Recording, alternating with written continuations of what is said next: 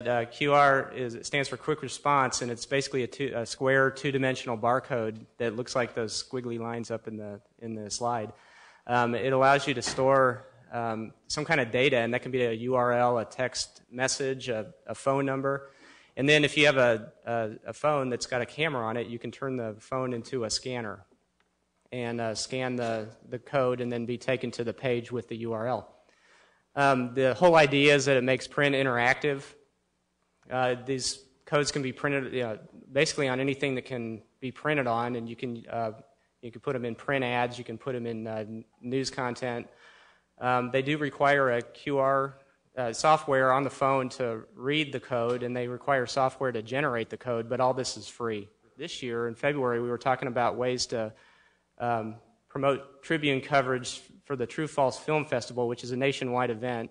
It happens in Columbia every year. It's a documentary film festival. And we wanted something that was edgy, that went with the spirit of the film festival. We're a sponsor, so we got access to the venues.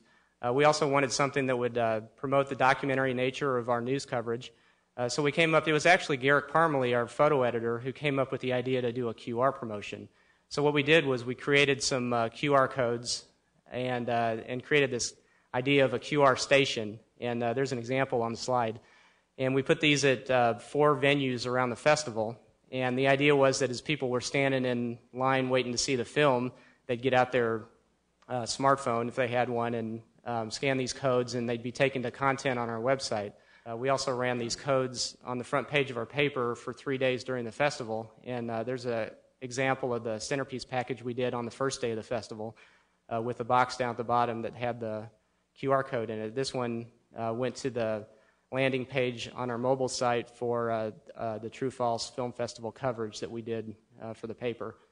And then also we had on our full website a promo ad that went to, if you click on it, it went to a document with frequently asked questions. And I think in general we were all pretty satisfied with the way that promotion went. We got good buzz. We got a lot of feedback. As far as the lessons that we learned from this, we'd use a trackable QR code generator for sure.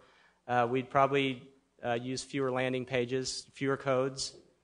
We'd start planning earlier. We literally threw this promotion together in 10 days. From the time Garrick mentioned it to the time the festival started was about a 10-day span. So we didn't have a whole lot of pre-promotion going on. We could have put some of these postcards, for example, in the VIP bags that were given out to participant or pass holders at the festival.